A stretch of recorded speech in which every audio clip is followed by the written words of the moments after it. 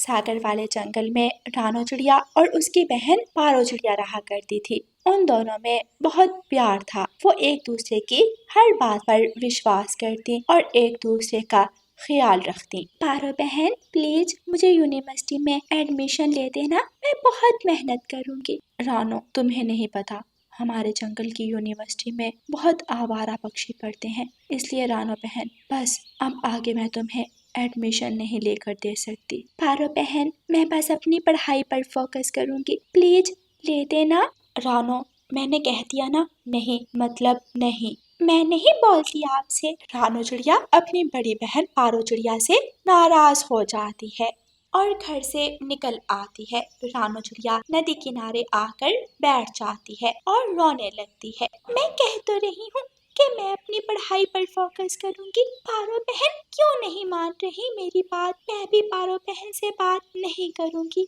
रानो चिड़िया ऐसे ही नदी किनारे बैठी खुद से बातें कर रही थी कि वहाँ गौरी कवि आ जाती है। रानो, अकेली बैठी क्या बातें कर रही हो और तुम रो क्यों रही हो?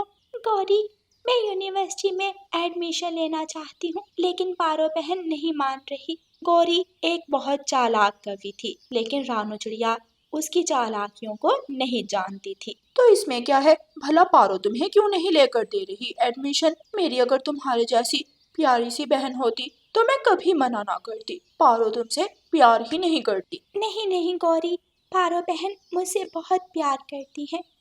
क्या करूं रानो की इस जिद का? जंगल की यूनिवर्सिटी के हालात बिल्कुल ठीक नहीं है, लेकिन मैं उसे खुद से नाराज भी नहीं देख सकती। अच्छा, ले देती हूँ एडमिशन, अब पता नहीं कहाँ चली गई है। पारो चिड़िया अपनी बहन रानो चिड़िया को ढूंढने घर से निकलती है। अगर प्यार करती तो तुम्हें एडमिशन ले देती। रानो, तुम क्यों पारो के साथ रह रही हो? तुम अब जवान हो, अपना अलग घर बना सकती हो और फिर तुम्हें हर काम में पारो की इजाजत की जरूरत नहीं पड़ेगी। ये कैसी बातें कर रही हैं आप मेरी बहन के साथ? पारो वहाँ आ जाती है। वो मैं तो बस, आइंदा कभी मेरी बहन के पास नजर आई तो गौरी तुम्हारे लिए अच्छा नहीं होगा। चलो निकलो यहाँ से। पारो चिड़िया गौरी कवि को अच्छे से जानती थी। गौरी कवि वहाँ से चली जाती है। अच्छा तो रानो, अब तुम अपना अलग घर बनाओगी? नहीं नहीं पारो बहन, वो तो। रानो, मैं तुम्हारी बहन हूँ, जितना मैं तुमसे प्यार करती हूँ कोई नहीं करता। ठीक है, मैं तुम्हें ले दूंगी एडमिशन यूनिवर्सिटी में। अब खुश? रानो चिड़िया खुशी से उछलने लगती है। मेरी प्यारी बहन, आप बहुत अच्छी हैं, मुझे पता था आप मान जाओगी। और रानो, उस गोरी कवि से दूर रहा करो, वो कवि अच्छी नहीं है, बहुत चालाक है वो कवि। ठीक है पारो बहन। फिर वो दोनों बहनें अपने घर की तरफ उड़ जाती हैं। अगले दिन रानो चिड़िया और उसकी बहन पारो चिड़िया जंगल की यूनिवर्सिटी में रानो चिड़िया का दाखिला करवाने पहुंच जाती हैं। वहां वो दोनों तोते टीचर से मिलती हैं। आइए आइए, आपका हम अपनी यूनिवर्सिटी में स्वागत करते हैं। Thank you. मैं अपनी बहन रानो का एडमिशन करवाना चाहती हूँ इस यूनिवर्सिटी में। अच्छा, तो आपको दाखिले की फीस देनी होगी, सिर्फ 2000 रुपए। क्या इसके बाद भी कोई फीस देनी होगी? इसके बाद हर महीने 1000 रुपए देने होंगे। लेकिन मेरे नंबर बहुत अच्छे हैं, क्या सेकेंड ईयर में मुझे कोई स्कॉलरशिप नहीं मिलेगी? हाँ सच में, आपके नंबर तो बहुत अच्छे हैं। ठीक है, बात करता हूँ सर से, स्कॉलरशिप के लिए आप कल से ही ज्वाइन कर सकती हैं। दोनों बहनें यूनिवर्सिटी के हॉल में खड़ी थीं कि वहाँ मानो चिड़ा आता है। क्या आपको पता है प्रिंसिपल का ऑफिस कहाँ है? जी, वो सामने है बिल्कुल। धन्यवाद आपका। क्या आप भी इस यूनिवर्सिटी में नए आए हैं? जी जी, मैं भी न्यू स्टूडेंट हूँ। अच्छा, ये मेरी बहन रानो है, ये भी न्यू है। आपसे मिलकर अच्छा लगा। फिर मानो चिड़ा ऑफिस में चला जाता है। रानो मेरी बहन, अपना ख्याल रखना, मैं तुम्हें जल्द ही एक मोबाइल ले दूंगी। फिर तुम अपना मोबाइल अपने पास रखना और मुझे अपना हाल चाल बता दिया करना। ओहो पारो बहन, आप इतनी टेंशन क्यों ले रही हैं? देखें मुझे तो इस यूनिवर्सिटी में कुछ भी बुरा नहीं लग रहा, सब अच्छा है। अच्छा चलो अब घर चलते हैं। दोनों बहनें अपने घर आ जाती हैं। रात हो जाती है और रानू चिड़िया और पारो चिड़िया अपने अपने घोंसले में लेटकर सो जाती हैं। अगले दिन रानू चिड़िया का यूनिवर्सिटी में पहला दिन था। रानू चिड़िया अपनी यूनिवर्सिटी पहुंच गई थी। आज यूनिवर्सिटी में बहुत सारे न्यू स्टूडेंट आएंगे, हम मिलकर उन्हें तंग करेंगे। उल्लू बैठे ऐसे बातें कर रहे थे कि उन्हें सामने रानू चिड़िया आती दिखाई देती है। दोनों दुष्ट उल्लू रानू चिड़िया को रोक लेते हैं। जी, क्या समस्या है? आपने मेरा रास्ता क्यों रोका है? सामने से मानो चिड़ा भी आ रहा था। अरे ओ चिड़े, तू भी रुक जा, हम तुम दोनों के सीनियर हैं और आज तुम दोनों का पहला दिन है। चलो दिखाओ क्या लाए हो तुम लंच में। हम आपको क्यों दिखाएं? आपको चाहिए कि आप हमारा वेलकम करें, उल्टा आप दोनों हमें तंग कर रहे हैं। चिड़िया, ज्यादा चोंच मत चलाओ वरना तुम्हारे लिए अच्छा नहीं होगा। उल्लू, मुझे जाने दो, वरना अच्छा तुम्हारे लिए नहीं होगा। उल्लू आगे बढ़ने ही लगता है कि रानू चिड़िया उल्लू को जोर जोर से चोंच मारने लगती है। दोनों उल्लू डरकर भाग जाते हैं। आप तो बहुत ज्यादा ताकतवर हैं। मैं किसी से डरती बरती नहीं हूँ। क्या आप मेरी दोस्त बनेगी? अगर मुझे किसी ने तंग किया प्लीज आप मुझे बचा लेना। रानू चिड़िया हंसने लग जाती है। रानू चिड़िया का पहला दिन अच्छे से गुजर जाता है। रानू चिड़िया वापस घर आ जाती है। रानू, कैसा रहा तुम्हारा पहला दिन? बहुत अच्छा पारो बहन। किसी ने तंग तो नहीं किया तुम्हें? आपकी बहन हूँ पारो बहन, भला कोई तंग कर सकता है मुझे?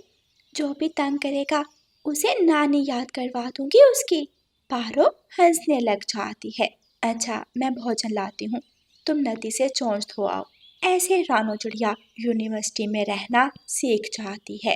प्यारे दोस्तों, इस कहानी को लाइक, अपने दोस्तों के साथ शेयर और चैनल को सब्सक्राइब करना बिल्कुल मत भूलना। आपका धन्यवाद। पहाड़ों वाले जंगल में सभी पक्षी हंसी खुशी रहते थे। वो हर रोज मिलकर भोजन लेने जाते थे। तोते भैया, क्या बात है, आज हरियाली बहन हमारे साथ दाना लेने नहीं जाएगी? हाँ रानू बहन, दरअसल बात यह है कि मेरी पत्नी हरियाली पेड़ से है, वो जल्द ही अंडा देने वाली है। बुलबुल डॉक्टर ने कहा है कि हरियाली का खास ख्याल रखना और उसे कोई भी भारी काम नहीं करने देना। ये तो बहुत अच्छी बात है। आपको बहुत बहुत बधाई हो तोते भैया। अच्छा किया आप उसे साथ नहीं लाए, ऐसी हालत में हरियाली को ज्यादा आराम की जरूरत है। ये मोटी चोंच वाला तो अपनी पत्नी से कितना प्यार करता है और एक मेरा नखट्टू पति जो एक काम भी नहीं करता। मैं हर रोज पक्षियों के साथ दाना ला ला कर थक गई हूँ। मुझे कुछ ऐसा करना होगा कि जिससे कालू भी मेरा ख्याल रखे और मुझे भी घोंसले में बैठे बैठे भोजन खाने को मिल जाए। फिर गौरी कफी एक प्लान सोचती है और फिर जल्दी से अपने घर की तरफ उड़ती है। कालू घोंसले में सोया हुआ था। कालू, कालूपति जी उठिए, जल्दी से उठिए। तुम आ गई गौरी, अनाज ले आई। चलो जल्दी से मुझे अनाज दे दो, पेट में चूहे दौड़ रहे हैं। भूकर पहले मेरी बात तो सुन ले। कालू, जब मैं अनाज लेने गई तो मुझे रास्ते में उल्टियां आने लगी। जब इतना सारा भोजन अकेले खाओगी तो उल्टियां तो आएगी ही ना। चलो अब तुम जो भी भोजन लाया करोगी वो सारे का सारा मैं ही खाया करूंगा। मेरा पेट तो बहुत जल्दी भोजन हजम कर लेता है। नकम्मे पति, मेरी पूरी बात तो सुन लो। मैं माँ बनने वाली हूँ और तुम पापा। कालू कौवा ये बात सुनकर खुश हो जाता है। क्या? क्या सच गौरी, तुम सच बोल रही हो? तो और क्या, मैं भला झूठ क्यों बोलूंगी?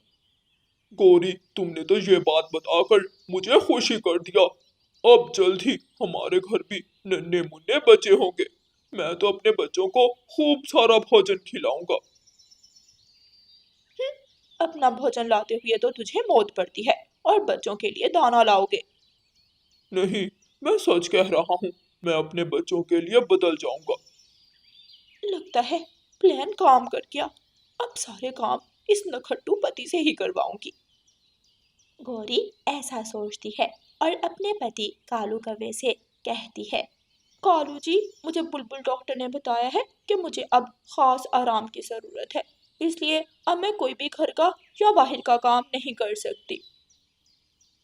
तुम बिल्कुल भी चिंता मत करो मेरी पत्नी, मैं हूं ना, मैं करूंगा सारे काम। तुम्हें अब से एक भी काम करने की जरूरत नहीं है। गोरी कफी तो बहुत खुश थी। अगले दिन कालू कफा जल्दी से उठ जाता है। मेरी प्यारी पत्नी गौरी जी, मैं बाहर भोजन लेने जा रहा हूँ। तुम जरा भी चिंता मत करना, मैं अभी तुम्हारे लिए कुछ खाने को लाता हूँ। कालू कफा बाहर चला जाता है। ये प्लान मेरे दिमाग में पहले क्यों नहीं आया। अब तो दिन रात मैं ऐश करूंगी, मजे से अपने घोंसले में बैठे बैठे खाऊंगी पीऊंगी। इस तरह कालू कौवा गोरी कौवी का खूब ख्याल रखने लगा। गोरी का जब भी कुछ खाने का मन करता, वो फौरन कालू के सामने फरमाइश कर देती और कालू कौवा पापा बनने की खुशी में उसकी हर बात मानता। एक शाम गोरी कौवी कालू कौवे से कहती है, कालू जी, मेरा तो आज कुछ चटपट खाने का मन कर रहा है। जाओ ना, चाचा चमचम की समोसों की दुकान से समोसा चाट तो ला दो। अच्छा ठीक है, मैं अभी जाता हूँ।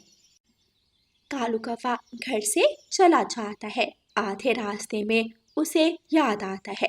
पैसों की पोटली लाना तो मैं भूल ही गया, अब वापस जाना पड़ेगा। कालू कौवा वापस घर की तरफ उड़ता है। कितना मजा आ रहा है उस कालू नखट्टू को उल्लू बनाने में। अब ऐसे ही नाटक जारी रखना पड़ेगा। मैं ऐसे ही रोज झूठ बोलकर कालू से मजे मजे की चीजें मंगवा कर खाऊंगी। ये माँ बनने का नाटक करने में तो बड़ा मजा आ रहा है। कालू कौवा खिड़की में खड़ा गोरी कौवी की सारी बातें सुन लेता है। अच्छा तो ये बात है, सच में ये जितनी ऊपर से काली है उससे ज्यादा काला तो इसका दिमाग है। मुझे उल्लू बना रही थी, अब देखना मैं इसके साथ क्या करता हूँ। थोड़ी देर बाद कालू कौवा बहुत सारे करेले लेकर घर आता है। कालू जी, मैंने तो आपको कुछ चटपटा लाने को कहा था। गौरी, मुझे बुलबुल डॉक्टर ने बताया है कि ऐसी हालत में चटपटी चीजें खाना हानिकारक है, इसलिए मैं करेले लाया हूँ। अभी इनका जूस बनाकर पिलाता हूँ तुम्हें, ये तुम्हारे लिए बहुत अच्छा है। ऐसे कहते हुए कालू कौवा रसोई में जाता है और जूसर मशीन में करेले डालकर उनका जूस बनाने लगता है और जूस लाकर गोरी कौवी को देता है